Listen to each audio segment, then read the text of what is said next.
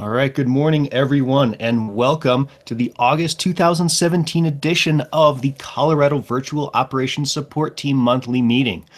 We are very excited this morning to have Alicia King with us, and she's going to be sharing some amazing information on monitoring and searching on Reddit. But first, I must introduce the lovely and talented Jennifer Hillman. Good morning, Jennifer. Good morning, everybody. Thank you guys for joining us for our monthly training.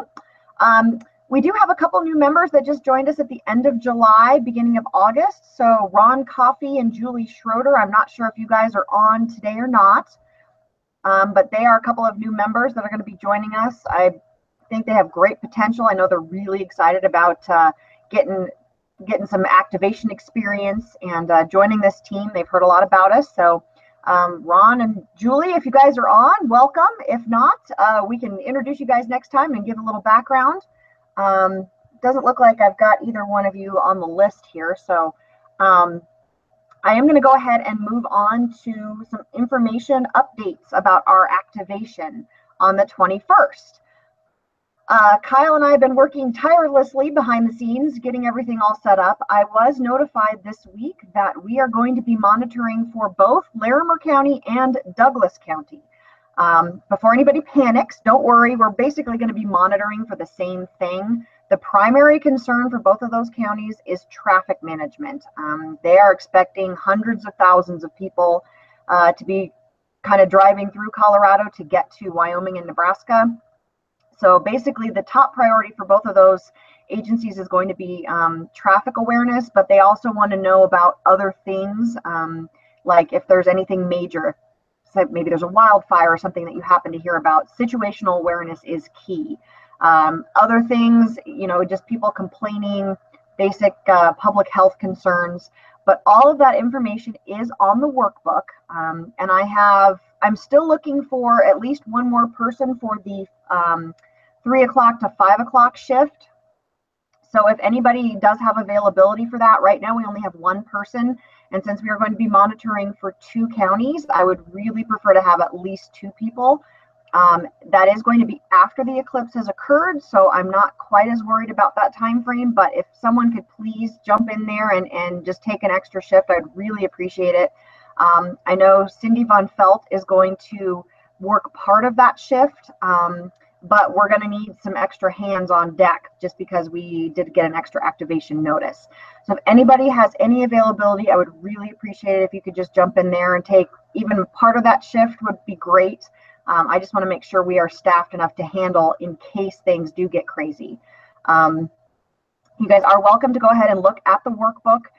The only thing I ask is, so the first tab on the book is for situational awareness. It has some of the information that we're going to be monitoring for, but you're just going to need to make sure to either put LC for Larimer County or DC for Douglas County. So if you find something that you believe needs to be escalated or needs to be noted, just make sure you note which one it's for. Since we are going to be monitoring for both those counties, I need to know which one so I can notify the proper person. Other thing, it looks like you guys I appreciate all the support and everything with this activation. We're going to have a lot of people for the prime time, which is 9 to 11 and 11 to 1. That's kind of when the eclipse is going to be over the area.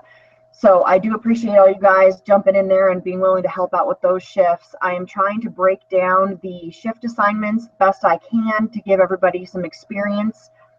Kyle, God bless him, is already at work with TweetDeck getting things set up. I tried to get him to do that ahead of time just because I didn't want to have to do that the day of the activation, since we are now going to be monitoring for 2 counties. So thank you, Kyle, for doing that. Does anybody have any questions about the upcoming activation? Kyle, are you seeing any questions on the... I am not seeing any questions. Okay. So again, if I can get one more person to jump on those shifts that we're a little bit light on, I would really appreciate it. For those of you that are new and have never done an activation with Covost, just jump in there. You'll go ahead and get into the Slack platform. We kind of went over this last meeting, but if you have questions, feel free to either reach out to the fellow Covoster that's working with you during that shift. We do have some great people that have been with CoVOS for a long time. They're happy to answer questions. You can contact myself or Mickey Trost if you have questions. You'll see how it goes relatively quickly in your shift. But again, if you have any questions at all, we are here to help you. And really, I would just say that the best thing to keep in mind with these activations is when you're monitoring, if you see something that just feels out of place or kind of makes the hair on the back of your neck stand out and you just don't feel that it's right, go ahead and notify us of it. Go ahead and make note of it, put it in the workbook, and let us know about it. We will vet that information. Myself and Mickey will vet that information. If it's necessary to notify the local PIO, then we will go ahead and make that contact and send it on to them. If it's something that, you know what, maybe isn't a threat, then we can go ahead and check that information out too. But it's hard to tell you exactly what to look for, but I think you'll kind of know when you get in there and you're involved in the activation. If you just see something that looks out of place, go ahead and escalate that. So I think that's all I really have. I know this is going to be an exciting time. I know a lot of people are looking forward to this activation, and the solar eclipse is kind of a big deal. So I thank all of you for volunteering and helping us out. And I think we're going to have a great activation. And again, any questions, go ahead and email me or send me a message on Slack, or you can contact me the day of the activation as well. I will be monitoring from Larimer County. So I will be right in the thick of it. With that, I think I'll go ahead and turn it back over to Kyle. All right, Jennifer, we did have one question come up about the activation, and specifically what tab in the workbook has the items that we are monitoring for? Oh, good idea. That's a great question. So that's going to be on the summary page, and you'll see the mission information, and that has the bullet points of what we're monitoring for each county. So there's a summary for Larimer County, and there's a summary page for Douglas County, and you'll see it's essentially the same thing. So all of that information, as well as your specific shifts, what you're going to be assigned to, like whether you're going to be monitoring Facebook or TweetDeck or Twitter or Instagram or whatever, that information is all going to be on that summary page. Absolutely. And just this is a quick piece of what it looks like here. This is a snapshot from our August meeting workbook. So there's no information in here, but this would be filled in, and this is filled in actually in our mission specific workbook for the upcoming activation. So as Jennifer did hint at, down here, we're looking at team leaders and assignments, and then finally different missions and different instructions, things specific to that activation. And so all those things are found in our summary page, which for any of you Incident Command System nerds out there, is kind of our combined ICS 202, 203, and 204. So I know I'm pretty geeky about that, but without jumping too much into it, to answer the question. Oh, thank you. And that is where you're going to find that information under the summary tab. So again, keep those questions coming. Either in the YouTube chat, or feel free to drop those in the training channel as we're going through the training today. And that is a perfect bridge into my little piece here. Just a reminder to everyone, we're still rocking and rolling with the third Friday of each month at 9 a.m. Mountain Time for our trainings. And so what we're going to have coming up next after this training today, in September 15th, we have Holly Harden coming to us. And she's going to be talking about some lessons learned with the Gatlinburg, Tennessee wildfires that occurred, and a very, very devastating and destructive situation. But looking on the social media and kind of monitoring side, things of that. So some lessons learned that she and her team down there put together. So we're really looking forward to that one. That's also a great one that you will not want to miss. So, of course, any other training topics, ideas that you have, things that you would like to share and present on, please reach out to Jennifer or myself, and we are happy to get you into the schedule. We'd love to learn from all of our great team members as well. So with that, I'm going to roll right into introducing Alicia King. She is a very good friend of mine. We met on the teaching circuit together a few years back, and we've been working together ever since. She's a certified emergency manager and a disaster technologist at the national and even international levels. She's a very brilliant educator, and she's a very vocal proponent for inclusive preparedness strategies, evidence-based practices, and transparency in government. She has several professional contributions and awards to her name, but without any further ado, she is an expert on Reddit, and I'm super happy for her to be joining us today. Ladies and gentlemen, Alicia. Hey everyone. Welcome. I'm delighted to be joining you today. This should be a lot of fun. So a little bit of a caveat, because we are teaching today with the open internet.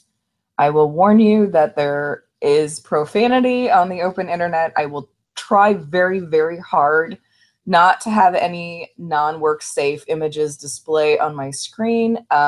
Again, because I am teaching today, we are using the live internet. I have tried to screen out a lot of that stuff, but just in case it does occur, I do apologize in advance. All right, so here we go.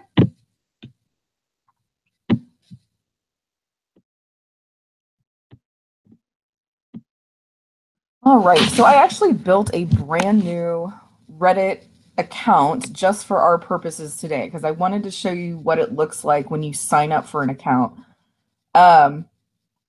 Really simple process. There's only a couple steps to it. You can use all of the search features on Reddit. It's still an open site without having to actually subscribe or have an account. So unlike Twitter, that's kind of closed, they've made it a lot harder to search if you don't have a Twitter account. Reddit is still pretty open. I do anticipate that once they're able to monetize appropriately, that you might see Reddit become a little bit more closed. For the time being, it is rather open. I do have a screen filter on the website right now that actually makes it darker. I think that's a little bit easier for those of you that are playing along and watching this as it in presentation mode. Reddit tends to have a very white background with images on top of that. I've basically added the filter because I think it would be easier on your eyes to watch the presentation today. So this looks a little bit different than what you're accustomed to seeing, that's why. This is the screen that you land on once you actually create your account. You see it says Reddit Boss. This is your home on Reddit. It's walking you through a couple of the steps that you would take to add some additional features to your Reddit profile. One of the things that you can do, and you'll see this little button right here, the plus sign, that is to subscribe to that particular community. For those of you that remember IRC chat rooms or AOL chat rooms, it has a very similar feel to that, where you can subscribe to these little micro communities and kind of listen in the same way that you subscribe or follow Twitter users at this point, or you can just listen in with a hashtag. To find communities you can search for, you can check out what's popular. Again, I apologize in advance because this is going to show you a lot of different subreddits at a time. In general, you have a couple features that I want to point out.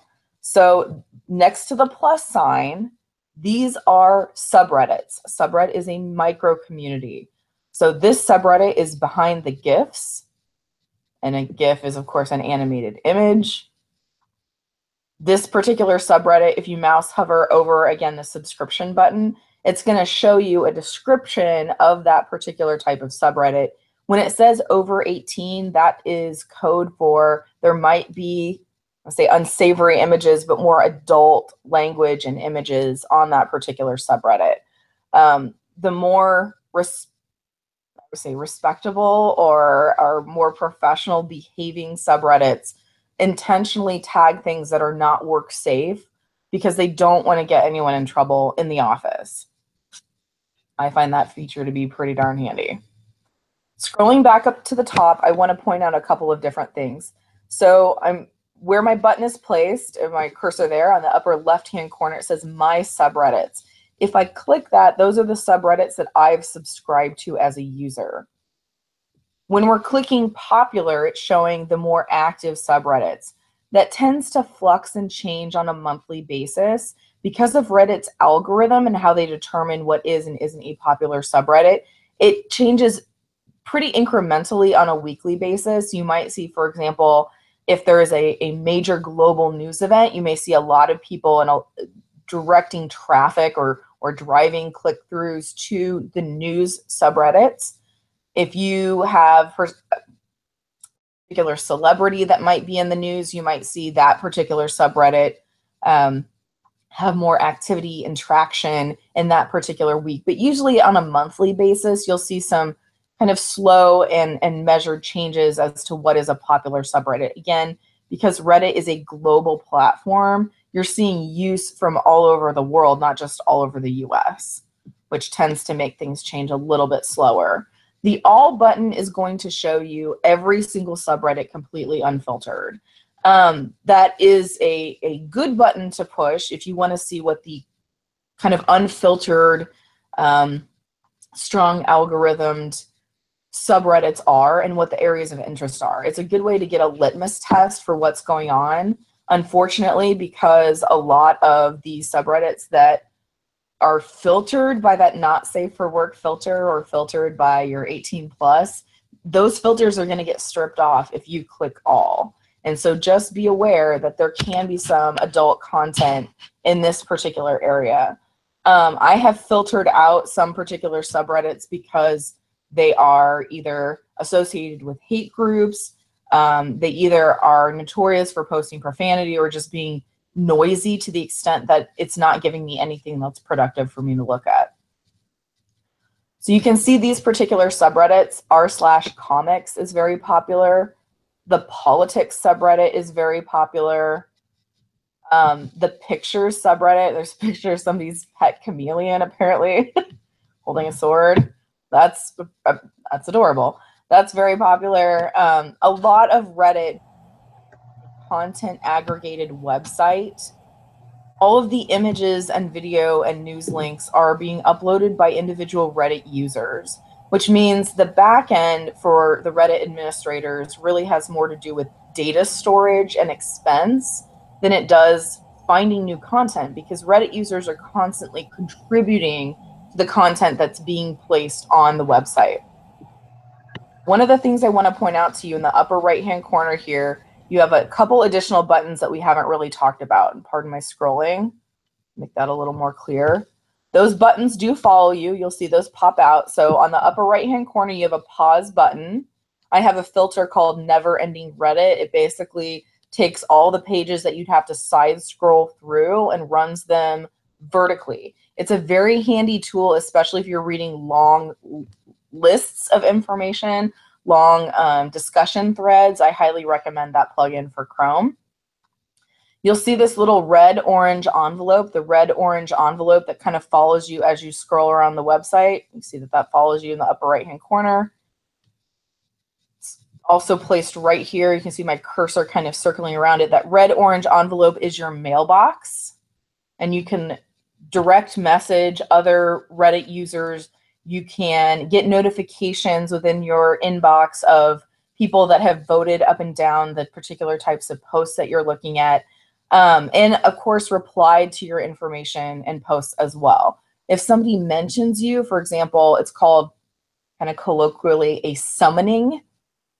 To summon someone is basically to @reply them or to @tag them within Reddit. So if you do actually add in a specific Reddit user's name, they will get a notification that they're being discussed. This is usually used in a kind of cheeky fashion. You have some are called parody accounts or joke accounts that, or bots even, that will do specific functions within Reddit. For example, there was a user that just liked to, please pardon my language, which is called Shitty Watercolor. And he would just make really interesting watercolor paintings out of literally any piece of news. So if the news was that somebody had a cat fashion show, they would summon this particular Reddit user by putting their name into the post, and then that individual would then recognize that they're being discussed, come to that particular discussion thread, and would then produce a watercolor painting of the cat fashion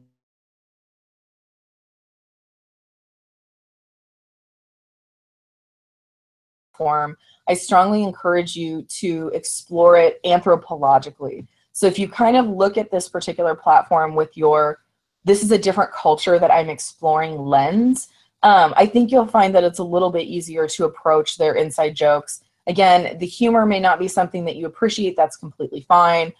Cards on the table, and Kyle knows this rather well, I'm not a huge Facebook fan personally. That doesn't mean that I don't use it as a business. That doesn't mean I don't recognize the importance and power of monitoring Facebook during a disaster. If you decide that you don't like Reddit personally, that's fine. However, having worked in law enforcement, specifically in dispatch, I can tell you that the information I found on Reddit during a crisis at least gives you a jumping off point and a starting point for investigating further leads, for looking at pieces of information, individuals that might be injured, requests for assistance, and we'll get into that a little bit later.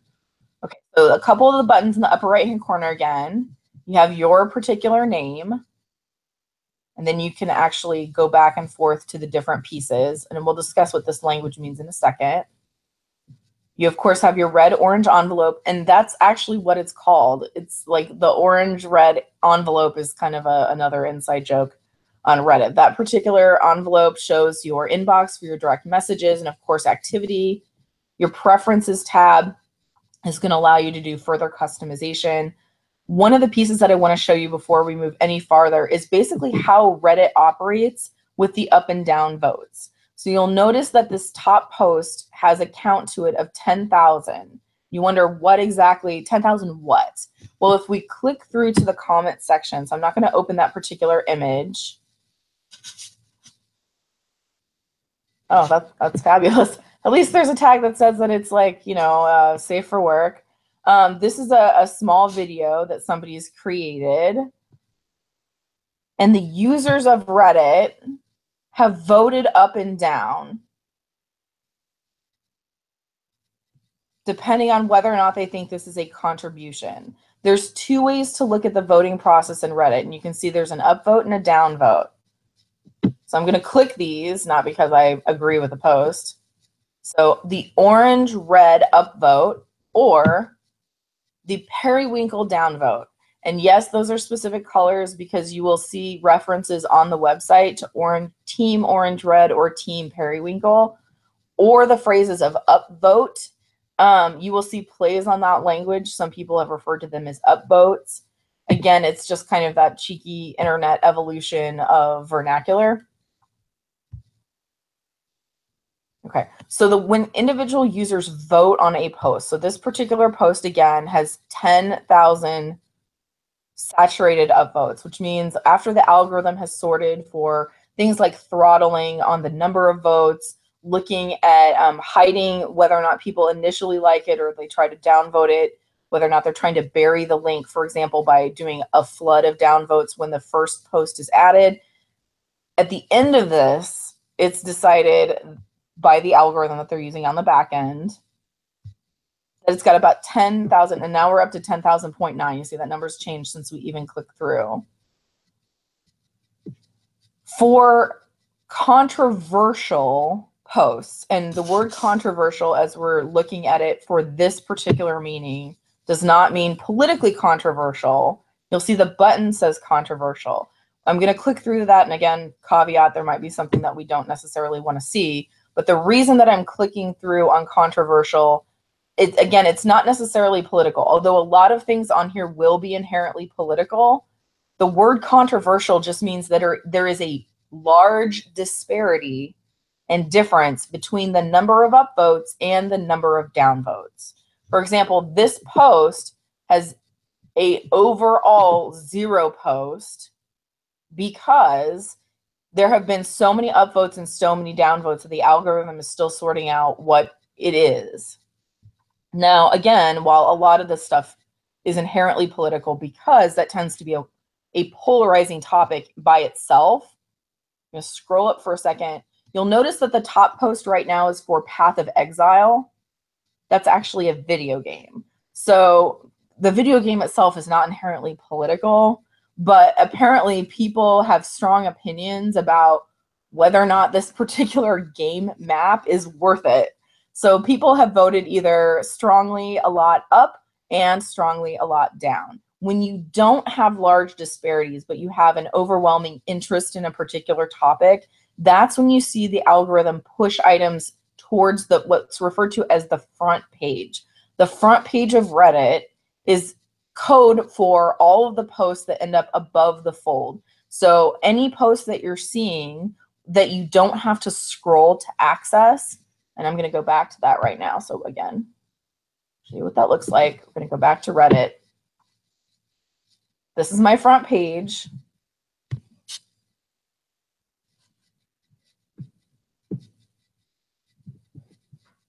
I haven't subscribed to anything yet, which is why you're not seeing it.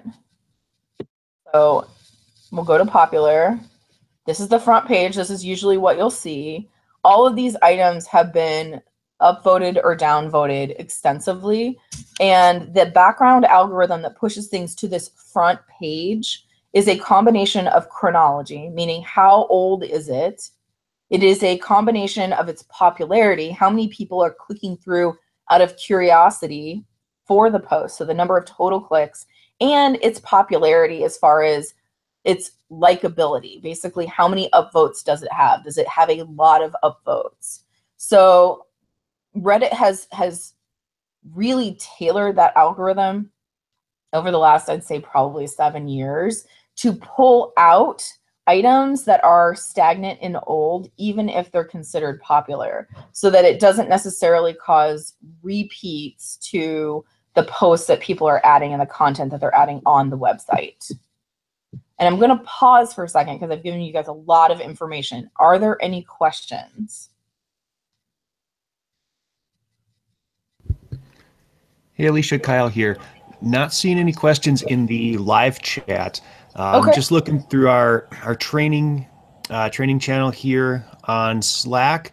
Not seeing any in there either. I think folks are just kind of soaking it in this morning.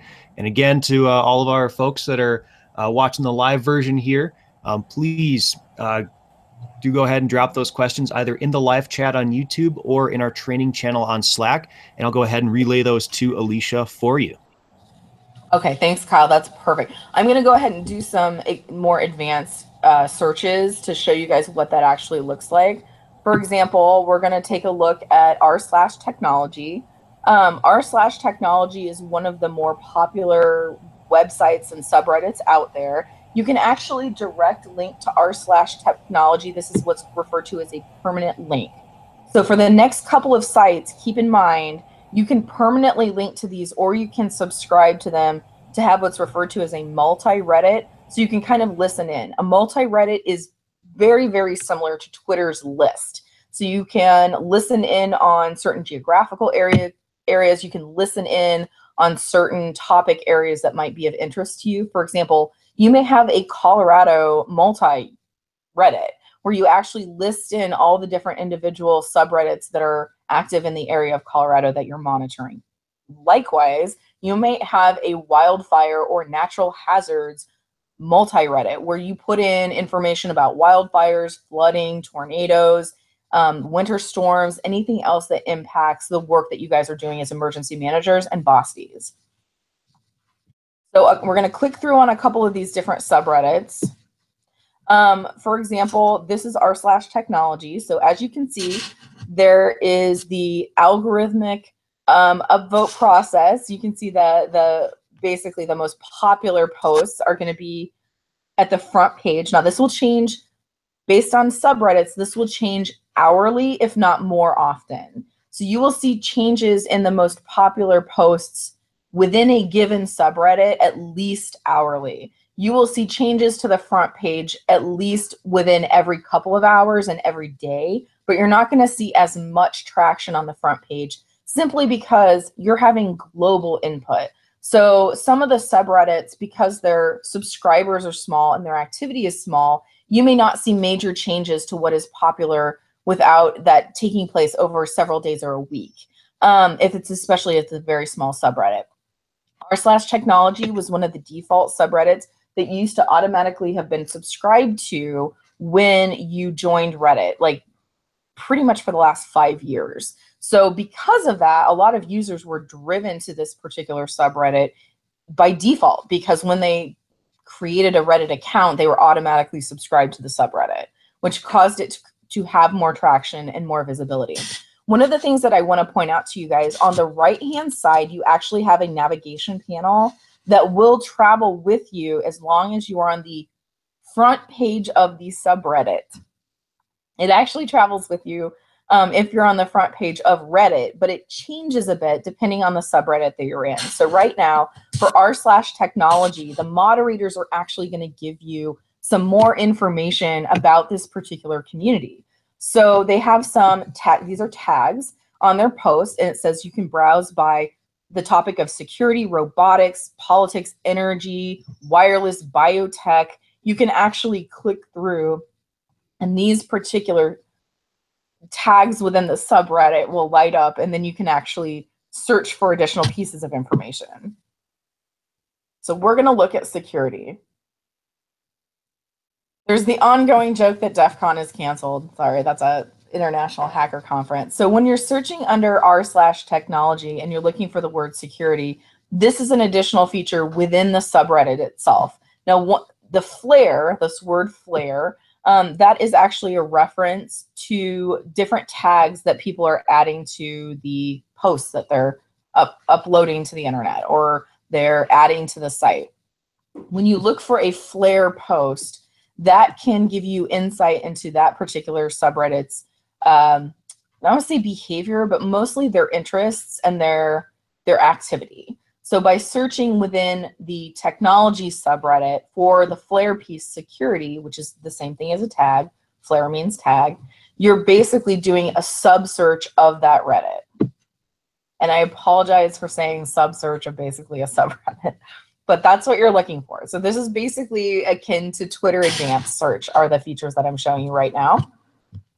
Now, when we're looking for a particular flare, Reddit users can change their flare, and you can actually search for other users that have that type of flare on their profile. And again, that's just a tag. I'm going to scroll up, and you can see that navigation panel on the right-hand side. Usually, these are common things that you see on those navigation panels. You will see additional click-through links for other categories of information or partner subreddits. For example, I'm a huge fan of the educational GIFs subreddit. I love looking at the mechanical GIFs and educational materials that are posted there.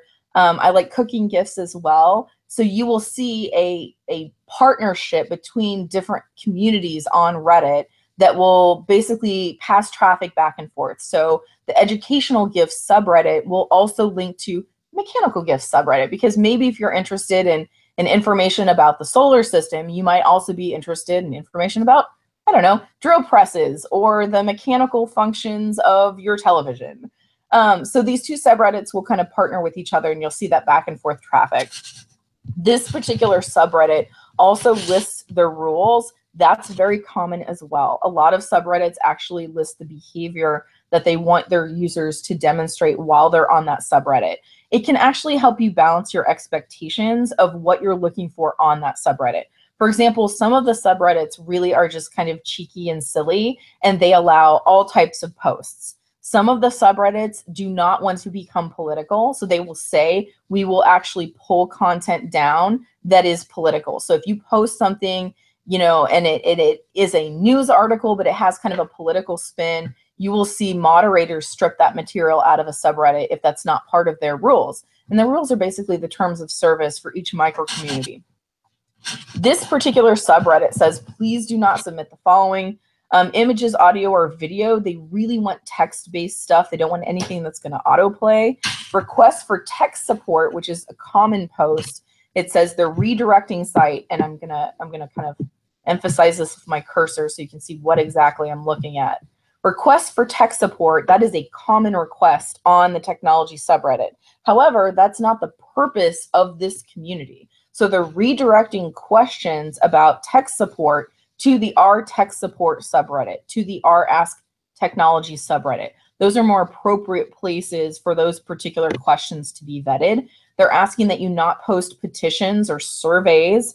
And then it says mobile versions of the site, please directly submit the desktop version of a web page. The reason that they're asking for you to do that is a lot of users actually use the native client for Reddit itself. Reddit actually has an official app now. When you're using mobile versions of the site, it actually pulls out, as I'm sure some of you have experienced with Twitter and Facebook, it moves the buttons on you and it pulls features out to condense the website so that it works better on like a mobile phone. Unfortunately, that means that that particular click-through user isn't getting the full experience of whatever website they're visiting, and they might be missing content as a result of that. It says, remember the human. You're advised to abide by Reddit. Reddit is basically a list of behaviors that Reddit really wants its users to participate in. Something kind of interesting about Reddit, they've really struggled in the last, let's say, 3 to 5 years with how they deal with hate groups on the website. It is a particularly timely topic, especially given our current US and global politics, as to whether or not something is freedom of speech or whether or not something is promoting hate. Reddit has taken it on the chin really in the last, I'd say, 18 months by removing specific subreddits because they practice hate speech or because they promote negative attitudes or violence against any particular group. It's kind of interesting because, very similar to Twitter, Reddit tries to be pro freedom of speech. They really try to allow every voice to be heard, but at the same time, providing a specific platform for content that could generate hateful behaviors or generate violence. There's a liability that goes along with that. So it's this kind of balancing act between, do they want to provide this platform and really double down on whether or not that is freedom of speech, or are you basically allowing people to yell fire in a movie theater? I won't weigh into like my personal feelings on that. I just think it's kind of, again, an interesting anthropological study on how a specific group is wrestling with those issues. All right, so they're talking about some additional rules here. I'm not going to go through all of them. They have an auto moderator configuration, which is kind of cool. That means if they start to see posts that do not apply or do not comply, pardon me, with the rules that they've set out, that particular user might receive a bot notification in that orange red envelope in their inbox that states that they've broken a particular rule and that a post has been taken down. The never-ending Reddit plugin that I have for Chrome just loaded page 2. Again, this is particularly friendly for those of you that are monitoring in an EOC environment because it allows you to continually scroll without clicking back and forth. I think that's really handy because everything then is oriented vertically. For those of you that are familiar with WebEOC, that will make the website have a much more familiar feel for you. And I think will actually work a bit better with the technologies and platforms that you're already monitoring on. Okay, so any questions, Kyle? I'm just going to do a little check-in. Hey, Alicia. One question from our colleague John Bobel. He's asking, how would you define Reddit as a system, like blog, like a chat board / chat room, or is it kind of its own animal? It really is its own animal. The only other thing that I can, let's see if I don't even know if this website is still in existence. The only other reference that I can compare this to is actually Fark.com. Fark is it's really a predecessor to Reddit. It is another content aggregate that has topics based on tags. And let me zoom in so it's easier for you guys following along. Hey, John. By the way, shout out to my fellow NDPTC and other TEACS folks. I do teach for both, and so I know who John is. You'll see the tags based on topic on Fark as well. It is a content aggregate, so that does make it a bit different. Now, a blog site is usually controlled by just a handful of people, and they're pushing content to the particular front, and blog sites are almost exclusively based on chronology. You may have frames on the sides that give you additional click-through links, but with content aggregates, almost 100% of what you're seeing is actually promoted and voted on and posted by the users, if that makes sense. So it does make it a little bit of a different animal. Yes, things like Twitter and microblogging sites, all of the content there is being posted by users, but Twitter only recently started throttling what you see based on the algorithms. One of the reasons that Twitter now alerts you that 12 people have liked a particular tweet is because they're seeing how individual users interact with stuff like Reddit, and that Reddit is using back-end math and science to show users what it thinks they want to see. Now, for those of us that do disaster response, this can be a little bit problematic because we're not interested in reading something that happened 6 hours ago necessarily. We want to read things in pure chronological order most of the time, right? Because we're actually digging for things that are going on right now because we filtered based on chronology, which means yesterday's shifts, they've already dealt with the stuff that was being posted yesterday. We don't necessarily want to see what happened yesterday.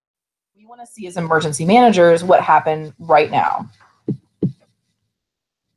There we go. Okay, so FARC is about the only other, I would say, like website that behaves similarly to Reddit. There are a couple other that are super, super small that are, let's say, offshoots of Reddit, but there's really nothing like Reddit at this point that has that same level of pull and popularity globally. Okay, so we're going to do some deep dives into what news looks like. One of the things I will caution you on is depending on the subreddit that you're looking for or looking at, you will see different posts that find their way to the top. In the same way that if you're signed under your personal account, for example, on Facebook versus your business account on Facebook, you're going to see different content. So this is r/news, just the word news by itself. And you can see the top post is something to do with the a dating website kicking a Nazi off their platform, Confederate statues, KKK, BBC, Barcelona, something about PETA killing a kid's dog. You can see it's a broad variety of different topics. I'm going to click over to r/world news, and you will see that this is focused on more global topics. An attack on Japan is an attack on the U.S. as top general. Spanish police stopped the second attack. That's a follow-up to Barcelona. Canada faces unprecedented number of asylum seekers. You can see already that the content is actually very, very different. And if you look at the right-hand side, that navigation panel, once again, pardon my scrolling, we're going to the right-hand side, you can see other related subreddits, right? And there's quite a few. There's news, political discussion, world politics, world events, geopolitics, NSA leaks, global health, news of the weird. There's Doctors Without Borders has their own subreddit. There's a ton of things that you could click through that might give you related content or might support additional search features. This is actually a really nice shortcut for Reddit users because you don't have to guess what other subreddits might have similar content. Basically, this world news subreddit has done us all a favor and curated additional search links that might be useful for us. They've also sorted it based on continent, which is really handy. So you have North America, South America, Europe, Asia, Middle East, Africa, and Oceania. Pretty darn handy. And it says you can filter out dominant topics. So if you do not want to hear information about North Korea, which apparently some people don't, you can filter that out. You can filter out anything that says Trump. You can filter out anything that says Syria or Iraq, for example, that those pieces of posts, those particular types of topics are things that you're just not interested in, or you just want to filter out some of the noise of that particular search. All right, now the next subreddit we're going to look at is In the News. What's interesting about In the News,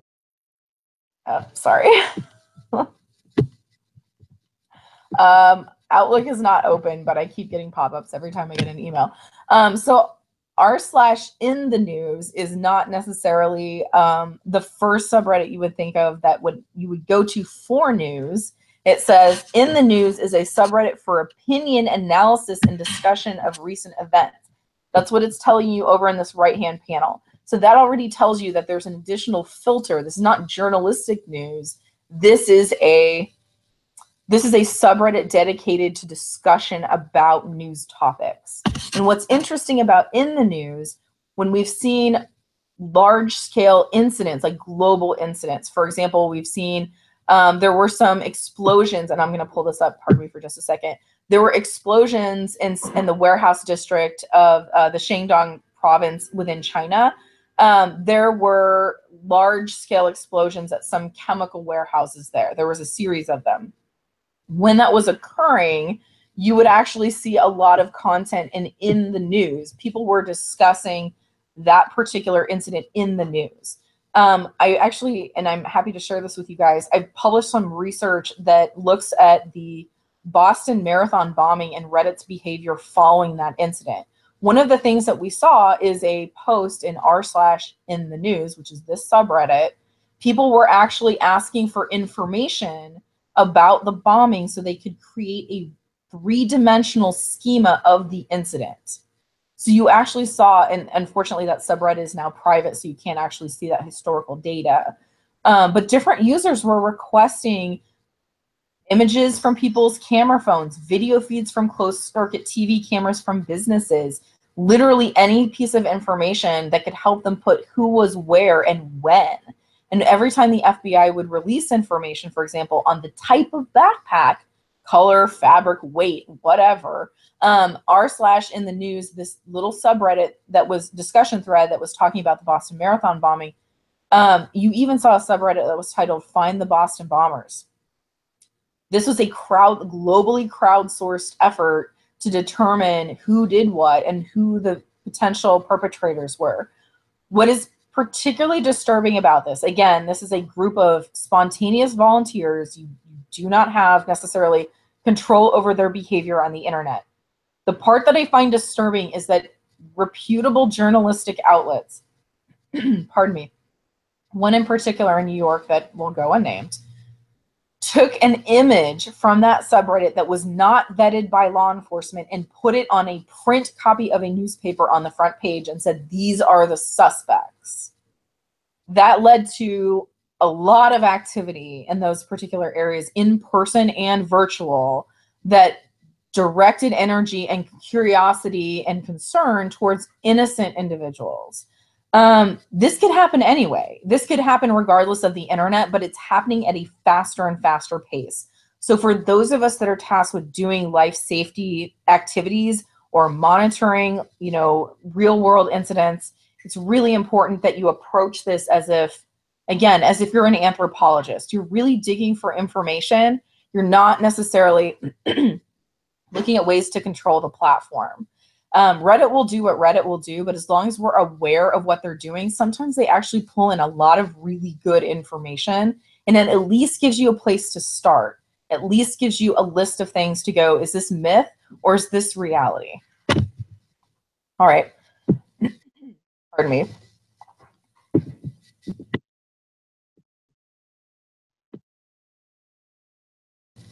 Sorry, I thought I would spare you guys a cough.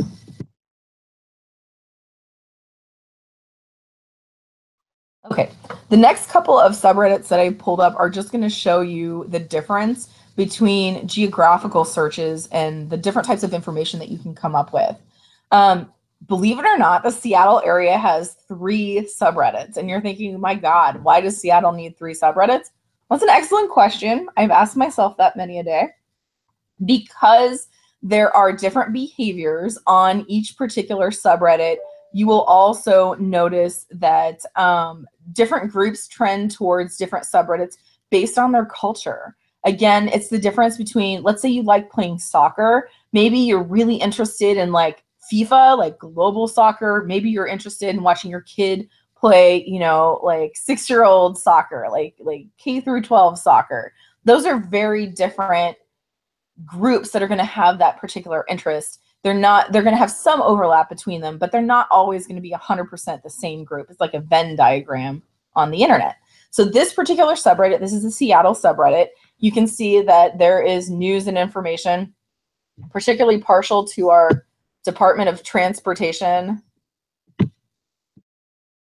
Asking for permission. The DOT MS Paint updates on our traffic.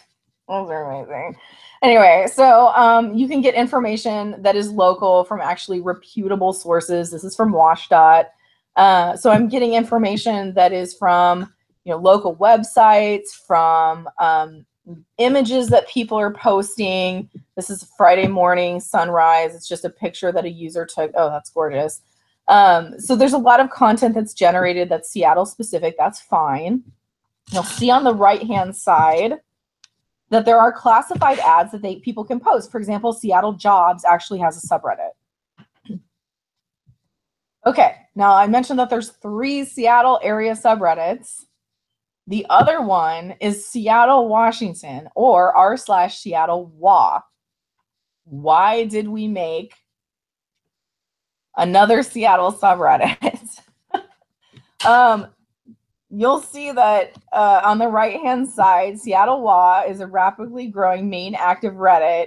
Almost all Seattle Reddit has moved to Seattle WA. Oh my God. And it says, which has far more many posts than other Seattle subreddits. So you see they're kind of like, it's become like McDonald's and Burger King. So now we have an additional Seattle subreddit for people that didn't like the first one and thought it was too heavily moderated. Again, there's some different posts. This is a post on apparently our interstate signs include the double chin on George Washington, which is somehow interesting to people. Seahawks, local sporting events, that kind of thing. Hello? Lisa, yeah, it's Jennifer. Sorry, I had a question. So is there a limit on how many subreddits there can be for one particular topic, like with the Seattle? No, there isn't. No, there isn't. But just like Twitter and hashtags, people will conglomerate around where there's the most activity. So, for example, let's say you're interested, again, in a specific band. There may be an official subreddit for the band or the music group that you're interested in, but the fan page may have way more activity. Again, it's just like Facebook. Sometimes those fan pages get a lot more click-throughs and traffic and participants because their moderation is more slack, or they allow conversation that isn't necessarily about the band, but also about politics that the band is interested in. Does that make sense? Yes, thank you. Yeah, absolutely, absolutely. I know that we're like coming close on time, and this has been so much information for you guys.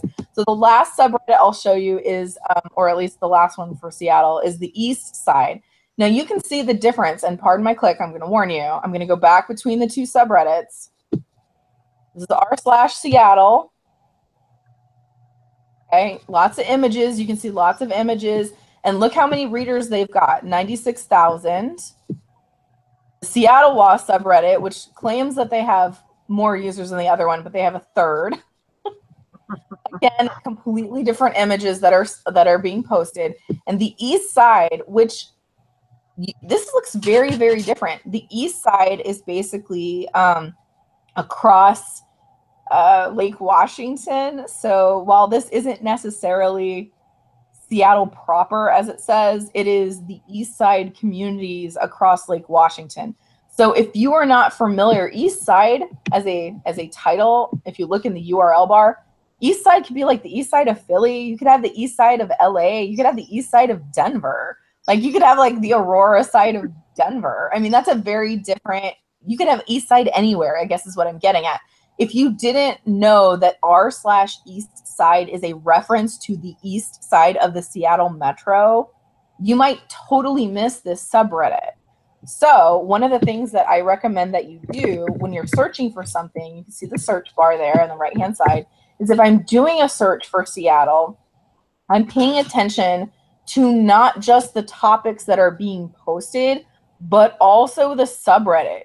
Like, there's a subreddit called The Seattle, apparently made 8 months ago, that deals with more Seattle. It says, the goal is to limit the moderation down to the bare minimum since the existing 2 Seattle subreddits are incapable of moderation.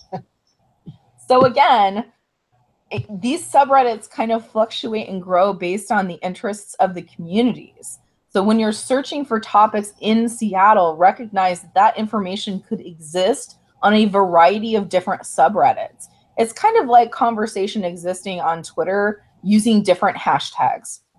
A lot of the stuff that I'm interested in is technology related, sometimes it's emergency management related, and sometimes it's both.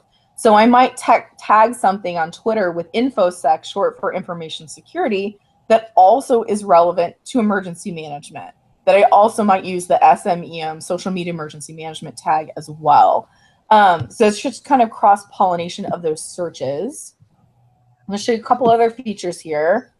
I did some searches for Colorado, and you can see that not only are there different types of content related to Colorado, there are also different types of content related to different areas in Colorado. So Colorado Avalanche, that's going to be a sports team. CU Boulder is, of course, University of Colorado in Boulder. University of Colorado in Colorado Springs.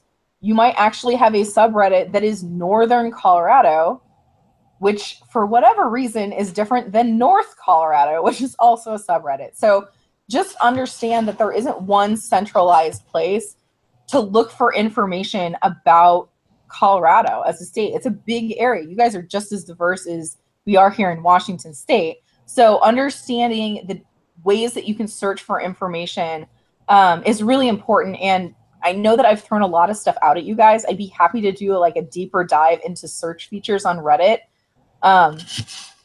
It's just, there's so much information in such a little period of time. So Alicia, we really appreciate the information. And yeah, I think maybe we can do a follow-up sometime with some deeper dive with these features, because I do think we're going to have maybe Kyle check out Reddit for our upcoming activation, just to see if it fits in with what we need for Covost. And then maybe we can use it a little bit more intuitively if we do a second follow-up with you on this.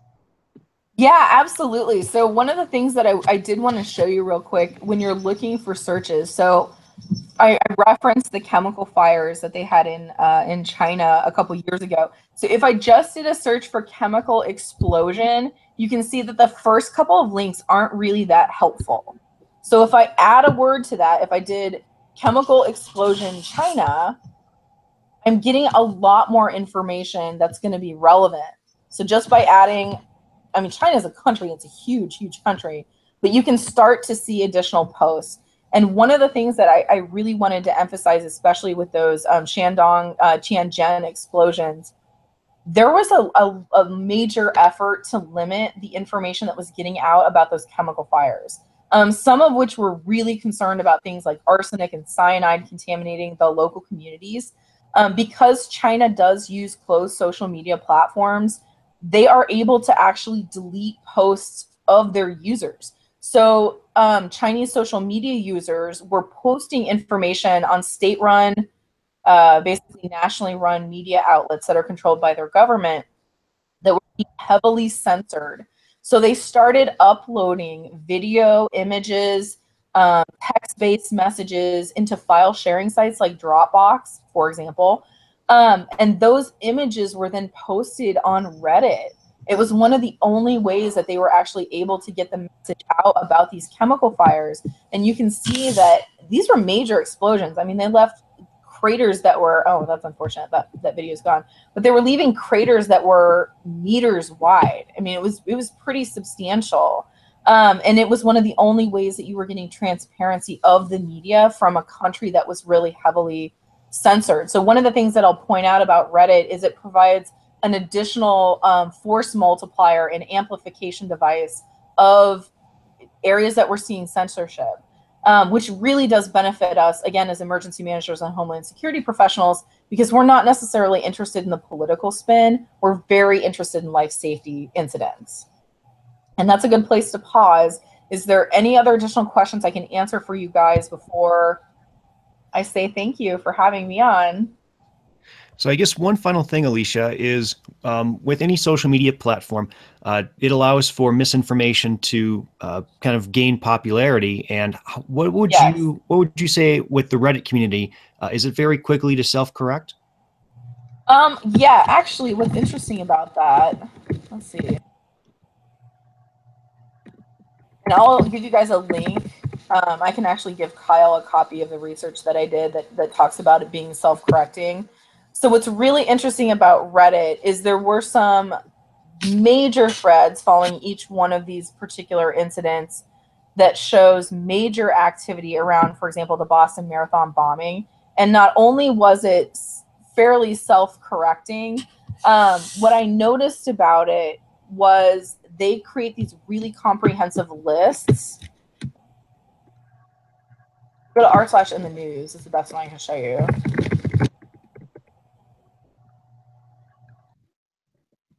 Okay, so it was on In the News, and it was Boston bombing. And I'm going to limit my search to In the News because that's a button I can click. There we go. Okay, so these live update threads, and a trigger warning for those of you that have PTSD or things that are sensitive to discussions of graphic violence. So not only is Reddit very self-correcting if you know what you're looking for, but their ability to crowdsource, I've never seen anything like this globally. They are like the world's largest untamed VOST. It is amazing the amount of information they curate for you, because not only are they looking at things like real news outlets, they're also referencing the actual sources of information. This is extremely organized, the way that they've done this. They're linking back to the actual news sites that are putting out information from the FBI. They're noting when they've actually made corrections on information. You'll see all of these updates are timestamped and dated as well, which is amazing. If I'd had this as a police dispatcher, it would have been, I'm going to say easier, but it would have given me pieces of information I could have shared with my detectives so that boots on the ground could actually solve issues in the field. Or at the very least, if they're doing their after the fact investigative activities, they had a place to start.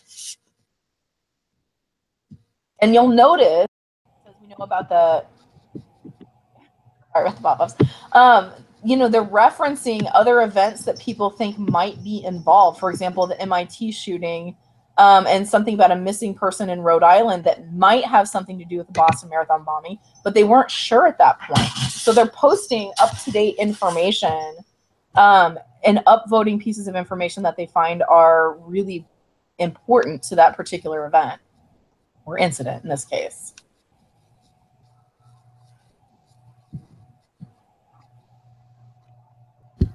Awesome. Well, that's all the questions that I see.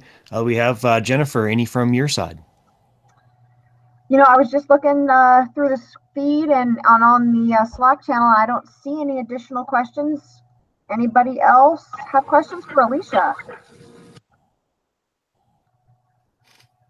Alicia, thank you so much. This has been incredible information. I know we're going to be able to use this, and I'm interested to see how it works for us in this upcoming activation we have on Monday for the eclipse, and just kind of, like you said, maybe give us a starting point for looking at things in the Colorado area. So I really appreciate you taking the time to be with us today and share all this information. I know it's probably information overload for those that aren't familiar with Reddit, but I think maybe we can do a follow-up session with you in the next few months. And look at getting a deeper dive and see, you know, how we can use Reddit more so during our activations if it's something that is useful for us. It's one of the greatest things about this website, although it's kind of ugly to look at, is the fact that it is almost entirely text-based makes it really easy for accessibility tools. It's really easy to translate, for example, subreddits that utilize a different language using inherent tools like Google Translate, or screen readers for individuals that are, you know, that have, you know, visual or sight disparities, for example, or disabilities. So there is method to its madness. It's not the prettiest site at all, but there's a reason for that. And I think that makes it a more readily accessible global tool, especially when we're looking at stuff like the eclipse, which is clearly a global event for us. Right. Well, I don't see any other questions unless anyone has a last minute question for Alicia. I think we'll sign off, and thank you again for joining us today. And again, I wanted to remind everybody that if you have any questions regarding our upcoming activation on Monday, please just send me an email or a Slack message or call me.